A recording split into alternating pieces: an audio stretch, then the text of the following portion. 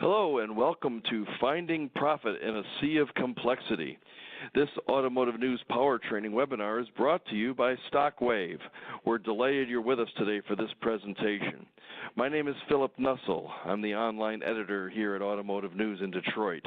Before I introduce our speaker today, I wanted to give you all a few navigation tips. First, we encourage you to ask questions at any time. Just type them into the Q&A box on the left side of the webinar window and then hit submit.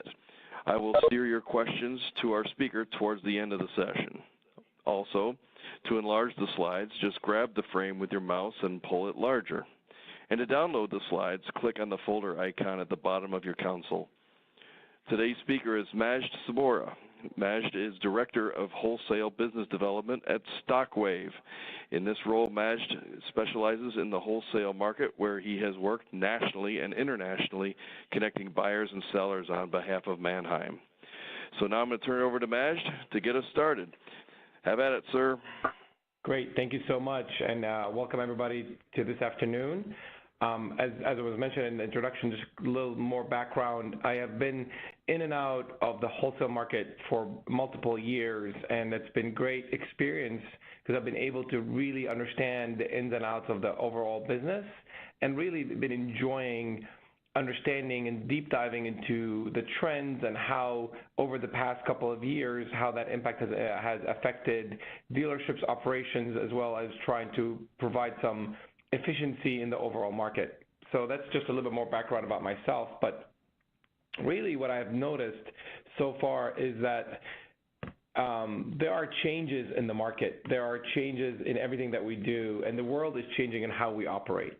Not only in how we live our lives, but it's just in everything that we do, and how we buy consumer goods, how we consume news, how we decide to travel, how we basically book our hotels or Airbnbs or whatever new thing that's out there, is that we are consuming and we are changing how we interact with everything that we do.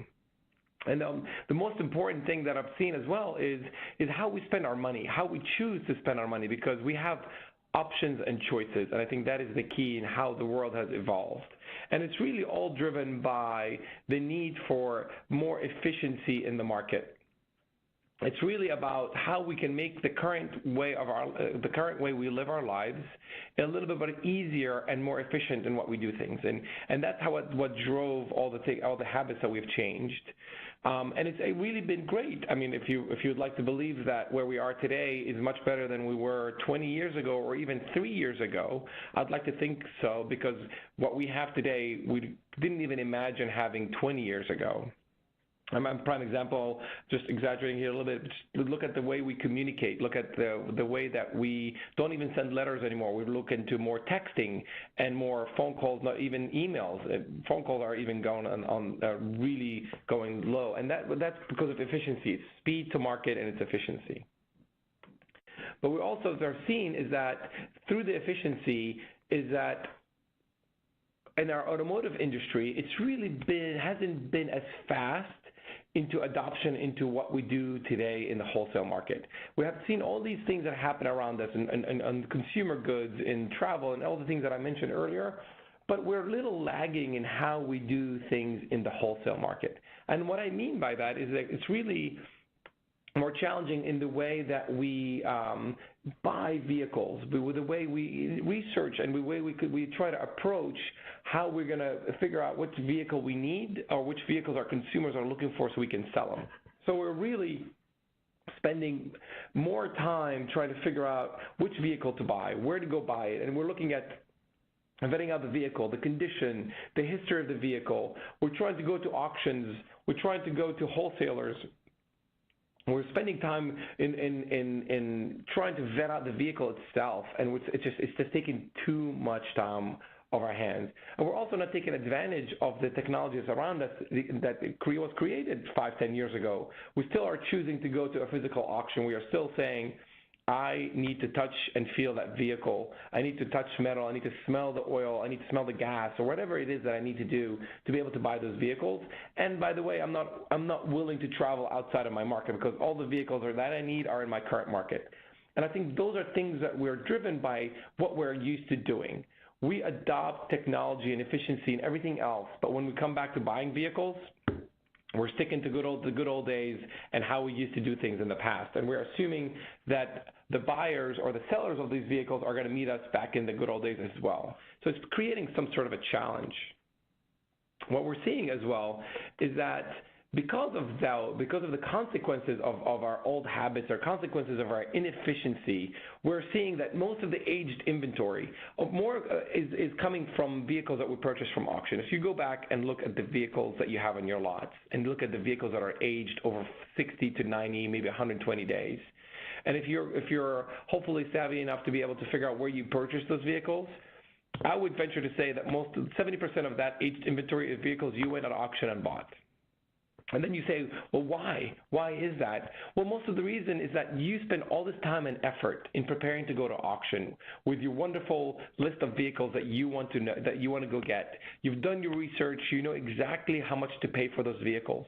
And you go into the auction, and then you're getting blown out of the water. Most of the vehicles that you wanted are the ones on your A list, the ones that you have to have. You're not able to afford. For some reason, somebody's paying too much money, quote unquote, in your mind, or somebody else is too many people are in the market buying the same vehicle, and you just can't compete, or for multiple other reasons. So what we end up doing, we end up going back to our old habits of saying, okay, what cars can I afford, or what cars I know I've sold in the past that I can get. And so we're going down the list from our top-notch vehicles that we want to sell or our consumers are looking for, and we're settling for what we can afford or what we can get away with, because you come to auction at the end of the day and you don't want to leave with nothing. And then it's just we're not willing to take a risk as far as saying, well, these people are paying too much money. I can't afford to pay for that vehicle. And what I'm saying is that potentially it is, but you're also saying that you don't see the value in paying over value or over book value for this vehicle because you don't think you can sell it for that more, or you're not going to make the $3,000 gross that you wanted, or the $2,500, whatever gross value you want. You're saying, you know what, I'm not going to waste my money on this. I'm only going to buy cars that I'm going to gross $3,000 or more on. So we're not really optimizing our research and our way we're shopping to be able to get our return on our investment. And really what's going on in the market, what we're seeing in the market is that we're seeing some flat retail sales. And what I mean by that is that the market isn't likely to grow much this year. We know that because of what's going on from a new car perspective. Meanwhile, dealers are all looking at used car market to maintain profitability. So new car predictions are saying we're not going to sell as much, we're actually going to sell a little bit less than last year. So everybody's looking to say, how can we maintain the profit that we want? So we're going to look at used cars, and that's where we're going to make our money. So the good news about it here, or the upside of things, is that there's going to be, well, not brighter side, it's going to be more competition in the lanes and online for the same vehicles that we've ever seen before. And that's going to add pressure to source the right vehicles and meet our retail objectives. So if you plan to grow from year over year, you're going to have to be a little bit aggressive with the used car market, and you're not the only one that's doing it. Other dealers are doing the same thing and are thinking in the same way. The faster depreciation, and the point here is that once dealers own the vehicle, the clock is ticking. The time you say, I want to buy, the time you say, this is my vehicle, then the clock is ticking, and the timeline to maximize retail growth is shortening pretty quickly. So you don't have as much time to sit on this vehicle and say, I'm going to sell it in the next 3 to 5 to 6 months. The sales cycle is much, much faster, so that the depreciation is actually a much bigger issue than ever before. A case in point, for many dealers, 45 is the new 60 in terms of inventory management. What I mean by that is there's a shift that recognizes used vehicles' shelf life isn't what it used to be. So you can't just sit on a vehicle and wait for it and say you're going to sell it, or there's a person for every car, or more analogies that I'm not going to share today, but you know what I mean. The dynamic is that it's more important to acquire the right car today for the right money, because for your market, because it's dynamic and it's moving, and consumers, because of the internet, because of the information available, are changing so fast that what they used to buy today is not necessarily what they're going to be buying in the next 30, 50, 60 days. So you need to make sure that you have the right inventory and continue to move faster. But the kicker is really, it's the net profit, or the amount of money that's being made. It is a startling statistic to see the negative number. But when it's said and done, the average retail net profit for used vehicles is running in the negative. It is running in the red, whether whether you believe it or not. And it's really driven by the import dealers. The import dealers and luxury brands, what they're doing is that they're actually seeing a negative $111 retail net, negative 111. But for domestics, the net average is actually 159. So putting those two together, if you're selling both, then you're really not making money. You're making up the loss by selling some other brand. Or if you're not, you're specialized and you really are not making as much profit. So no matter how you slice the numbers, really, it's harder and harder to make money when you think that you should be making the retail, what you thought you should be making on retail value. So what I want to do at this point is take a quick pause and offer up a poll question to you, if you don't mind, and just trying to give us an idea of how things are doing and how everybody else is doing in the same manner. If you take a little minute and answer the following question to see how your front end is compared to what I just shared with you guys. So I'll give you a couple minutes or a couple seconds for you to respond to the question. That would be great.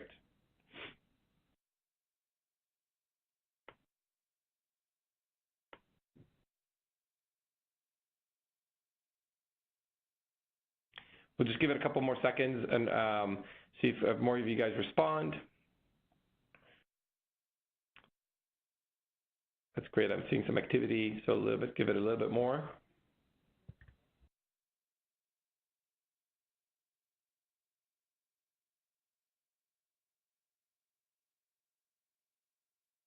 Okay, take a look at some of the results. So these are the results of what we're seeing. So we're seeing pretty much that you're making the same, which is interesting, 33%. So it's really split up all over the place. You can see some are down, some are really, it's half and half.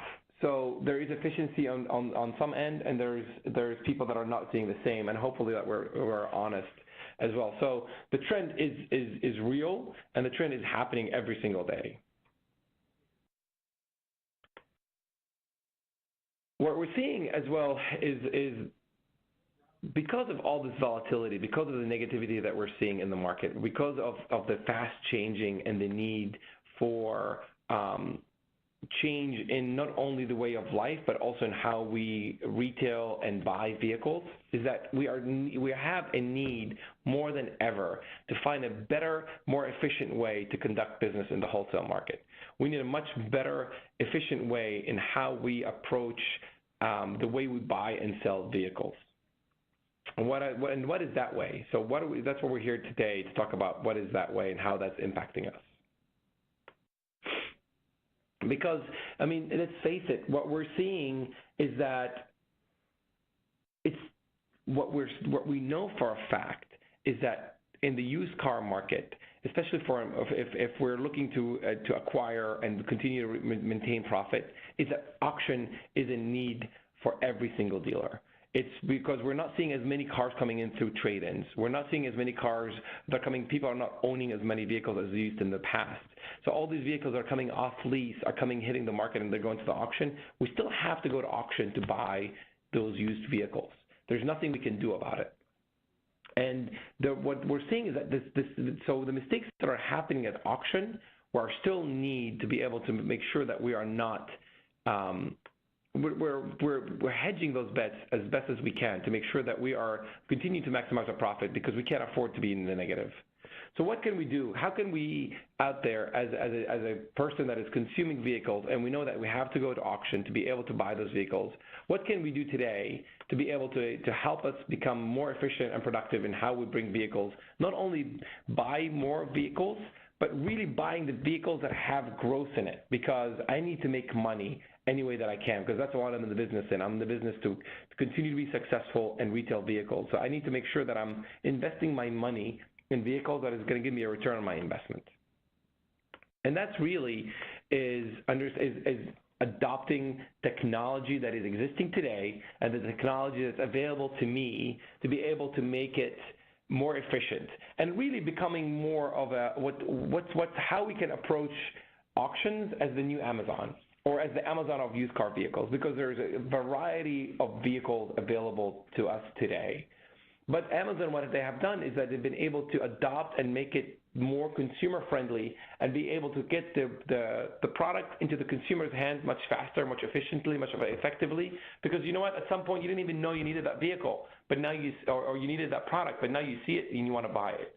Similarly, in the wholesale market, you probably didn't even know that there's potential profit in a certain vehicle. But if you didn't know, or if you didn't adopt technology in a way to be able to highlight those vehicles, you probably didn't even know that you can afford that vehicle, number one. And number two, that you didn't even know that you can make that growth that you wanted from that vehicle because you've never sold it before.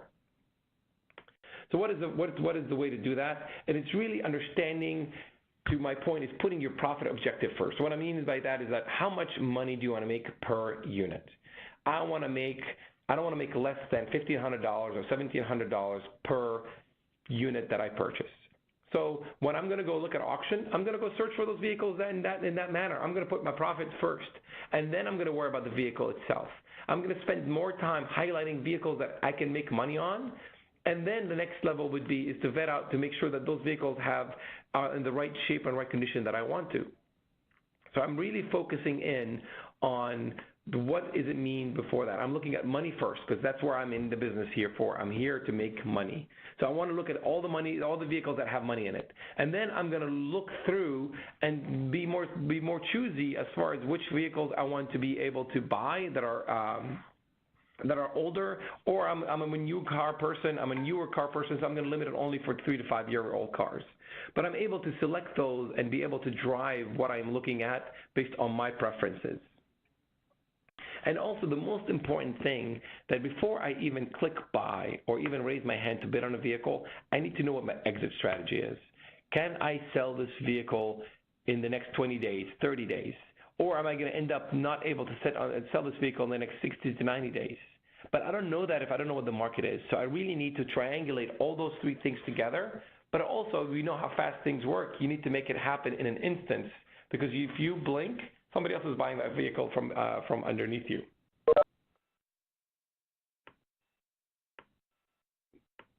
So if we use technology properly, if we are enabling to just like we do in anything else in the world, if we are leveraging the tools that we have in front of us today properly, then we are eliminating all those mistakes out of our view. We don't even waste our time in valuing a vehicle that doesn't fit our profile.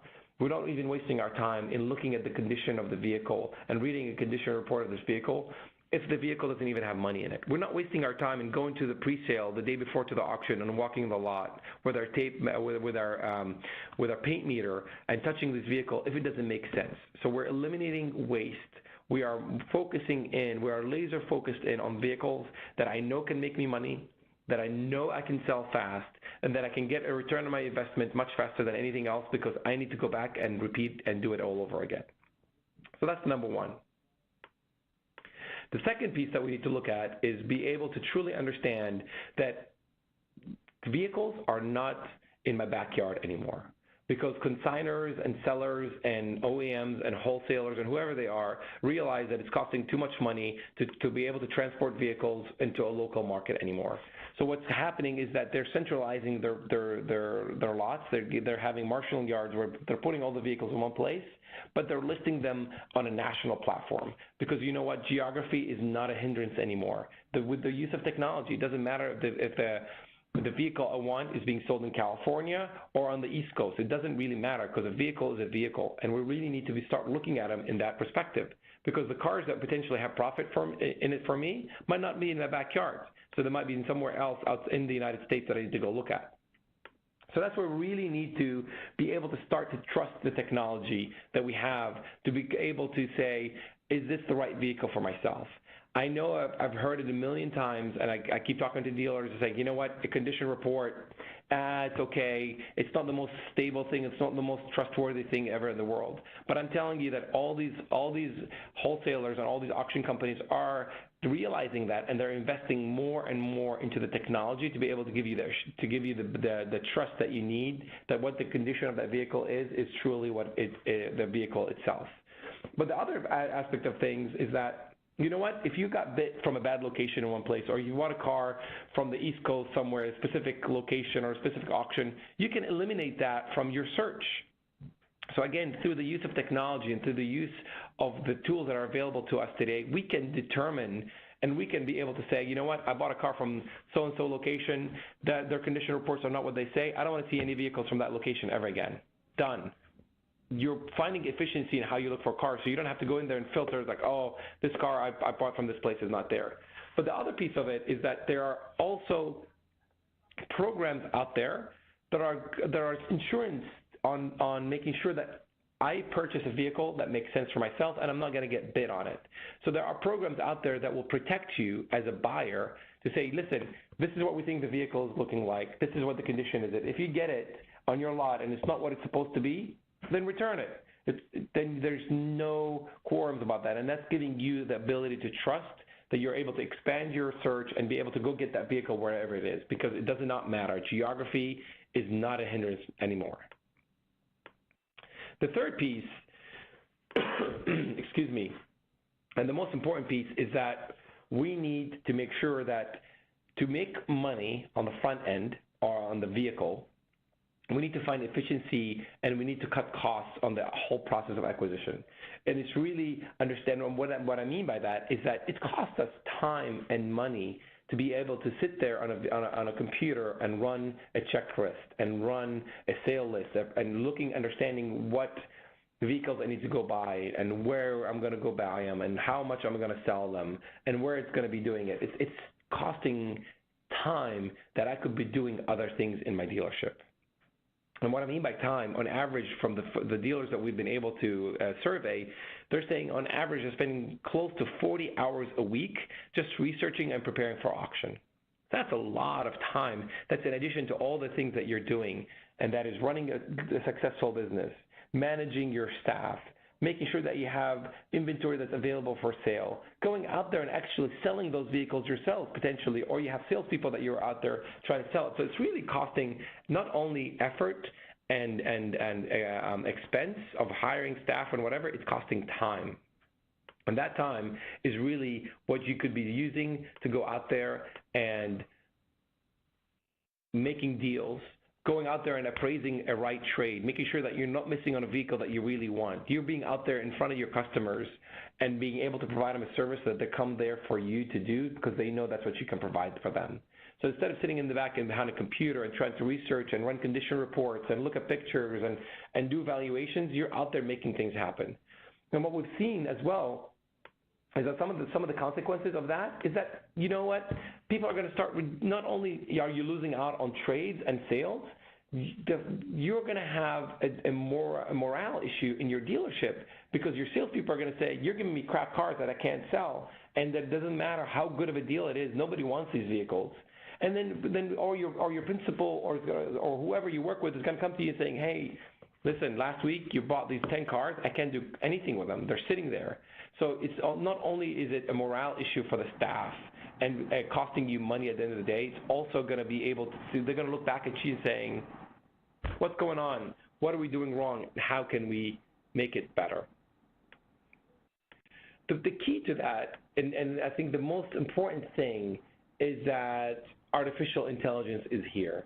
And artificial intelligence is here to help us, and it's not going to be to replace us. It's actually here to help us enhance our abilities because we are good buyers. We are great buyers.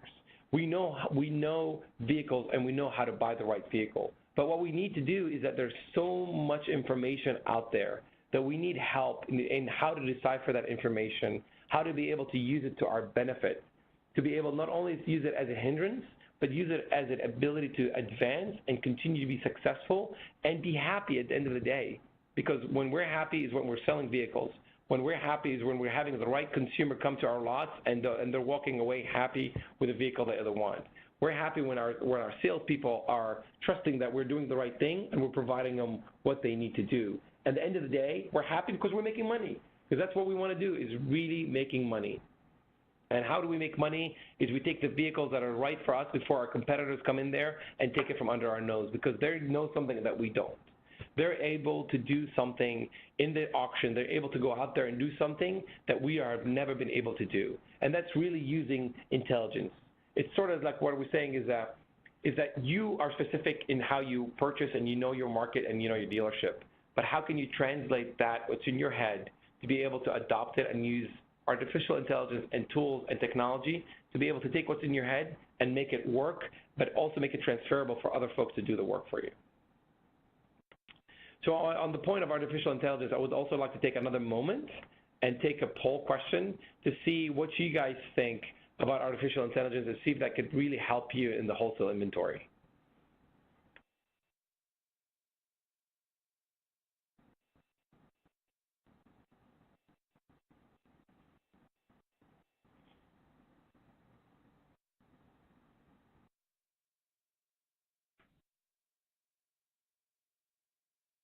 Again, we'll give it a couple more seconds. I see some responses coming in.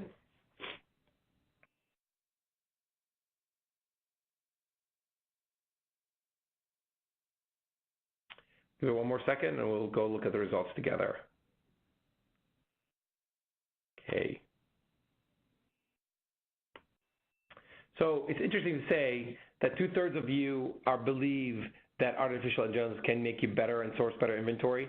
And to the folks that are saying maybe, I commend you for being honest with yourselves, and I commend you to say that, you know, you don't know because you need to see it to believe it. And I agree with you 100% on that one. But I'm also here to let you know that the revolution is here, that today's market demands that you change in how you do business, that what we used to do in the past is not going to sustain us in the future. But I'm also here to tell you that it's not taking over the world, that we still need you to be able to drive. And artificial intelligence, what that means is that we need to be able to adopt and adjust what you know and use it and leverage the tools and the technology to enable you to become more successful in what you do. And to prove it to you, I'm going to share with you a couple stories of some folks that have actually adopted and used technology and artificial intelligence to be able to make their lives much, much better and much more successful. So we're going to use two examples of two dealers. And the first one we're going to start off with is our friend Simon. So Simon is a gentleman that is a franchise dealer, and that basically he's just, as I mentioned earlier, he's a person that runs a very successful luxury brand dealership. And there basically is out there spending hours and hours researching and trying to get rid of the vehicles that they want to do, of the vehicles that he wants to buy. So he was spending time on the weekends and at night. He would work in the dealership all day, come home, have dinner with his wife, then put him to bed, put his kids to bed, and then log in and start spending time and time again on the computer trying to get ready for auction. And then, but what happened is that he was spending so much time and effort, and then he would go to the lanes, and he would end up not buying, and he would end up resorting back to his C and D and E list. So he was frustrated and saying, I've spent all this time and energy and all this effort to go to auction or go log in online to buy a car, and I'm not being successful. So what was his solution? What was he able to do? And reality was he was able to use the technology and artificial intelligence to be able to enable him to really use what he knows has been successful for him all this time and put it into action. And he used technology to be able to take what's in his mind, what I'm calling is a buyer DNA, and tweak the system to be confident enough in what he's doing that he was able to leverage other people in his dealership to do the work for him. So he was able to grab one of his lot guys and put him in. It's like, this is what you're going to do for me today. Here's the criteria. Use this product to be able to, or use technology to be able to do these decisions for you. And then these are the things to look for, and then go and make it happen. And what he was able to do is he's becoming super successful in able to not only sell from his luxury brand, but to expand and be able to start selling more domestics, because he's not being known as the luxury guy anymore. He was able to find the right vehicles for his market, not only for his market, for his customers, and be able to sell more vehicles. And he was happy because he was making more money on the vehicles he was selling, and he was spending more time to do the things that he wanted to do, whether it's selling more vehicles, working in the dealership, spending time with his family, doing whatever he wants to do. So similarly, if we look at our friends from our friend Tony, he was again a gentleman that was running his own place. He was an independent dealer, and he was looking for vehicles in Minnesota, which basically it's a market that he was competing with other dealers in the market for the same vehicle. So he was going into the lanes or logging on online in his local market, and he was competing with other dealers looking for the same vehicle. So he's having a little challenge as well. And he was taking a long time doing all these things. So what was he able to do? Through technology, he was able to not only look at vehicles in his local market, he was able to look nationwide and start going outside of his market because he knew his market was saturated with buyers and they were competing and driving up prices. So what he was able to do is he look outside of the market that was completely away from their local, as far as Nevada and Phoenix, and look for vehicles that were selling in Minnesota, but he was able to buy them cheaper. Even at the time that he brings them back to his dealership, he was still able to make profit because he was looking at a total cost of ownership. He was looking at everything into one number and basically saying, if I do this and I'm able to spend X, Y, and Z on this vehicle, am I still going to be able to make my profit? 100%, and he was able to do it. And he was actually able to make an 8% improvement in his cost to market, which is pretty phenomenal. So what I'm here to say is that technology is here. Technology is here right now, and people around you, if you're not using it to be able to adjust and find efficiency in how you're looking for vehicles, well, I'm here to tell you folks that it's a little bit too late, and it's time right now to get on the bus, or somebody's going to come in, figure a better way out, and is going to put us out of business in the next couple of years. So don't miss your opportunity. It's really now or never kind of thing, and the bus is moving fast. So the faster you guys get on board, the much more efficient for all of us and much more profitable for you. So at this point, I'll pass it back to see if there's any questions. Okay. Thanks for the great information. Looking for questions from the audience. In the meantime, I'll ask you you mentioned the evolution to Amazon and other technologies. What do you think? Will there be anything like Prime in the wholesale markets? Where do you think that's heading? Well, you know what? I would love to think that there's a little drones flying around with cars and dropping them off at our doorstep, but I don't think we're going to get there yet. But I do believe that there is technology and artificial intelligence, just like Amazon uses to optimize your search and be able to serve you up vehicles that you need before you even know you need them. I think that technology exists today. And I think, to my point I alluded earlier, is that evolution is here. And it is here to stay because it is working, and it's working really, really well. So yes, there is going to be something close enough to what Amazon provides us from a wholesale perspective. And I know that it's actually going to continue to be enhanced to the fact that potentially we'll be able to click on a button and a vehicle is only going to show up to our lots that's retail ready. We don't even have to recondition the vehicle. We don't even have to detail it. It's going to arrive that you're able to retail it right off the bat and be able to hopefully turn and repeat. So yes, that is happening today, if not already happening in your market. Terrific. We've got a couple good questions coming up here. Can you show examples on how to identify popular cars in a specific market and how to source distant nationwide vehicles that are popular in my market? So through the use of technology, there are tools out there today, or there are ways of products that enable you to understand truly what's going on in your local market. And what I mean by that, it shows you how many vehicles are available in your market. It also shows you demand in your market for a specific vehicle. So you'll know, I'm picking a car randomly, are Camrys hot today? And who's buying Camrys? And then also the other side of it, are there 1,000 Camrys in my local market, or there's 500, or there's 100 Camrys as well? And then if there are a few of them, then it also shows you where to go get those vehicles. So I don't have specific examples that I can show you right now, but I know for a fact that that technology exists today and is in use by over thousands of dealers that are using it in the whole country today to be able to enable them to understand market demand, market supply, pricing, and competition. So more than happy to respond back to you offline, and we'll show you that technology. Terrific. This is pretty typical for our webinars here, but are you strictly in the U.S. or is StockWave available in Canada? What is the difference between looking at on my strategy page and sourcing the vehicle in demand with the stocking grade and StockWave itself?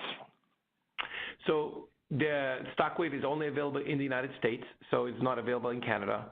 What I like to think is that your stocking grade and your product in the provision product enables you to identify which cars you need. And what StockWave does, it actually brings those vehicles to reality. So the stocking grade basically says this is a great grade for you for the vehicle. Now you need to go figure out where to go find that vehicle. What StockWave does is actually identifies those specific vehicles and tells you where they are, so you can actually go get them today. So that's the difference. It's sort of an engine that thinks and an engine that actually goes and performs the task. All right.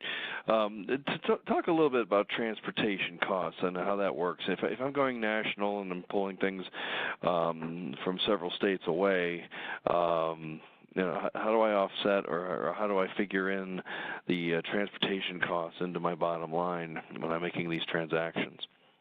So that's a great question. So I alluded earlier in my conversation about total cost of ownership. So through the technology as well, you're able to load in cost per mile. And basically what happens is that the tool or the technology knows where the vehicles are in comparison to your dealership, and they're able to calculate based on that. If you don't know your total, if you don't have a relationship with a trucker or a trucking company in your region, and you don't know what those are, we'll be able to guide you and provide you with national rates to be able to put that into play. So basically you're doing a virtual appraisal in every single vehicle in the wholesale market, loading in all the costs that are important to you, and that will make sense to you. Transportation, auction fees, reconditioning fees, commission, whatever fees you are incurring when you purchase a vehicle. Okay. Here's a question on another research. We have a lot of research-oriented questions here, so I don't know if we can combine them all or if I should ask them separately. But what platforms do you recommend to research the vehicles we currently use? This gentleman says they use vAuto, but is there something better to research these pricing situations? So there are definitely tools out there that will help you understand which vehicles to use. But considering that this is sponsored by vAuto, I would like to say that vAuto is the right tool. And actually, there are enhancements that will enable you to better use it. And in addition to that, StockWave is in addition to the provision tool that you're currently using to help enhance and provide you with those level of information. And again, I don't want to make this a sales pitch, but I'm more than happy to reach out to you personally afterwards, and we can talk a little bit more. Okay, and this follows a similar question, but I'll ask it again just to see if there's anything else we're missing here. But how do we know what vehicles are most popular and higher grossing in our particular market? So that goes back to my original point, is that technology is out there today that will give you that information. And that will give you that information at a granular level. So it's not only year, make, model. It's going to give you information that basically includes all the trims, packages, navigation, all this information that you need to truly understand what is going on, what is demand in your market, and what our consumers are looking for in your market to be able to make that decision. And you can't do that through research or through reports. You need to use a software to be able to enable you to become more sophisticated in your thinking. Okay. Yeah, here's a question that sort of speaks to someone who wants to know how to implement this. But is there a services side to StockWave? Is there customization required to set it up? So there is some customization that needs to occur, but that's what we do. We provide you with a performance manager or an acquisition professional that is able to help you and handhold you through the whole process, so you're not doing it on your own. So through our service model, we're able to make sure that set you up for success and making sure that we continue to enable you to be successful in that product. Okay. Just a reminder to the audience, we still have plenty of time, so don't be shy. We've got, there's a very good chance if you ask a question, we're going to get to it. So if you're focused on money or profit rather than the cars like the dealers you mentioned, how do you ensure that you don't end up with cars that need too much work to retail? What happens if you end up with a some very unpleasant surprises with some of these vehicles you acquire from a long way away? So that's a great question. So through being able to tweak your buyer DNA, quote unquote, what I'm saying, you're able to put certain conditions into place to be able to show you the vehicles that really are in good shape. But if for a reason that you do end up with a vehicle that you don't want or did not think what it was, as I mentioned earlier, there are assurance programs in place today to guarantee that if you don't like that vehicle, you can return it with no questions asked. So there are ways to be able to protect yourself where you can try with purchasing one or two vehicles and be confident, again, building the confidence in the product, but it's also ability to say, if I make a mistake, I have a protection or a way to prevent that mistake from happening again. Terrific. I hope this isn't too repetitive here, but is there a technology that could take your SAES data and tell you where the cars are available to replace them? I'm not quite sure what, and I apologize for my ignorance, what SAES data is. Or maybe a typo, I'm not sure. Yeah, maybe your sales data, maybe? I think that's sales data. I'm sorry. I thought it was an abbreviation. No, me too, and I just had to look at it for a little second. But yes, My bad. 100%. No, me too. Yes, 100%. So there is technology that will able to evaluate, to understand what's your sales history in the past and what you have had success in selling versus what is sitting there and getting aged, and to be able to guide you and tell you which vehicles you need to go buy to replace. So 100% there are abilities and technology today to enable you to understand what you sold in the past, what has made money, what has not made money, and what you should go buy today based on your demand and your success rates. Excellent. Does StockWave integrate with existing finance companies' buy-on-demand sites, example, MB On Demand, BMW Direct, et cetera, et cetera? 100%. That's a great question. So StockWave is all-encompassing of the wholesale market. It includes all the major wholesale houses as well as independents, but also all these new websites that are popping up that OEMs are creating and deciding. So it is an aggregator of every single vehicle. I would say everything, but I would say about 93% of the market is available within StockWave. Terrific. We got a couple different questions here about AI. Someone in our audience here says they like what you said about it, that it's the future. AI is the future, this viewer says, I believe that with machine learning and AI, you are diminishing the space of luck and are making decisions that are much more grounded on hardcore evidence. Do you agree with that? I agree 100%, and that is the amazing thing about technology, is that I was going to say it is there to not to take over what we do, but to enable us to make better, smarter decisions, and at the end of the day, make more money. That's exactly what AI is there to do. So that's spot on. Okay. How would you see which vehicle you sold and made you money? Is there a specific report to see that? So there are products or ways within the product to help you enable you to do that, and I'm more than happy to either reach out to you offline or connect you with your acquisition professional that will be able to show you how to understand if you are using the product. If not, then we'll be able to integrate with your website, as well as if you have vAuto provision, we'll be able to integrate with your DMS to pull that information from all those sources. Okay. Here's another good question about AI. Can you speak to some of the AI techniques being used specifically? What different types of intelligence are these recommendations based on? What's the template that you see going into in a lot of these AI techniques? So that's a great question, but the way that AI works is that it's based on a specific criteria that you indicate that are important to you at first. And then what happens is that AI gets smarter. So as you are buying and choosing and clicking buttons, whether you like it or unlike it, I hate to simplify it as such, then the product is learning And that's the whole point of AI, is learning what you do, what you like, what you don't like, and you're able to adjust accordingly. So you're tweaking the system to be able to basically read your mind and understand that these are the vehicles that I like and these are the ones I want to see. And as you tell the system what you like and what you don't like, it's learning and be able to serve you up that information.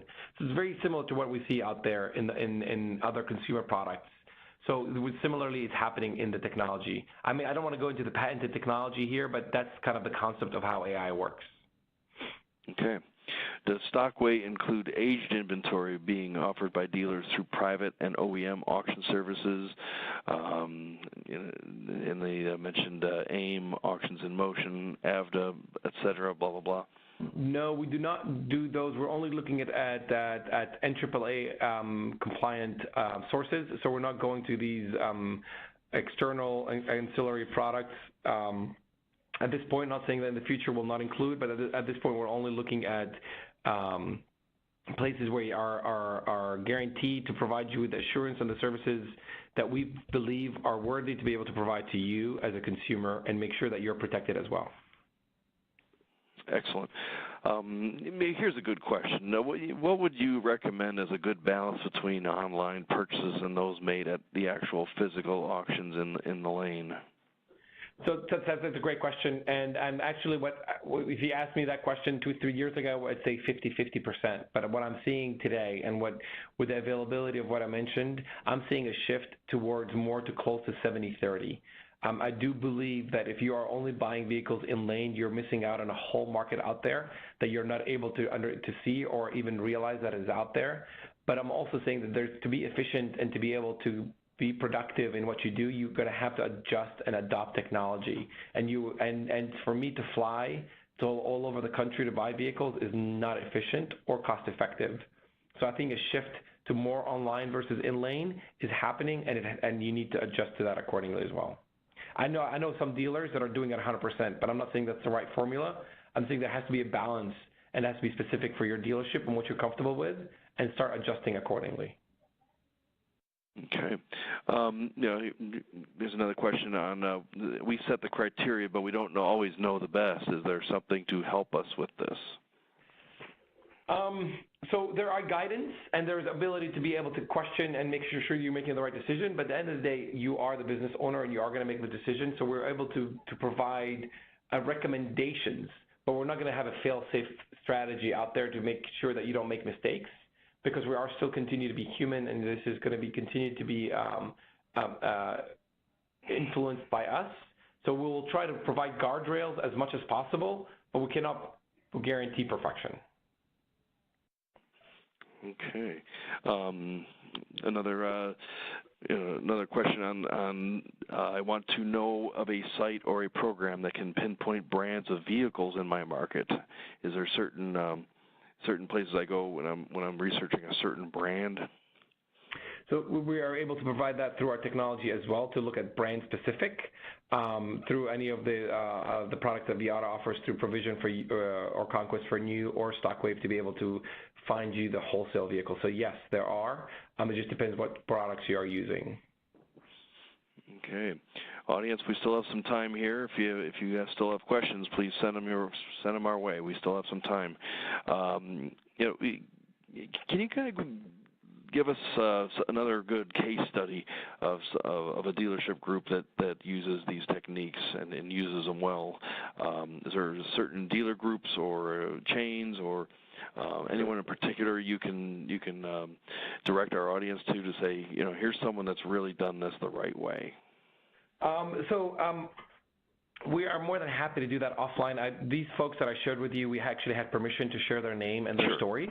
So I would rather not share without asking them if they would like us to share to publish their information. So those two gentlemen that I used, the case studies that I used with you, we actually went through the right channels and permissions. But I'm more than happy to respond back to whoever asked that question offline and see if we can help them get some more information. But unfortunately, I can't just publish our client list. No worries. series. We understand how that works. Yeah. Okay, well, absent any more questions, I'm going to close things up here. This will bring us to the end of the webinar. Thanks to today's audience for all the excellent questions. If you asked a question that we didn't get a chance to answer, Majda will follow up with you by email. If you learned something from this session, please tell your peers about it. The recording will be available in about an hour, and you'll find it at autonews.com/powertraining. When the webinar ends, a survey will pop up on your screen. Your feedback helps us create future webinars that are even more beneficial to you. So thanks again to Majda and Stockwave for bringing us this presentation, and to you for joining us. On behalf of everyone at Automotive News, have a great rest of your day.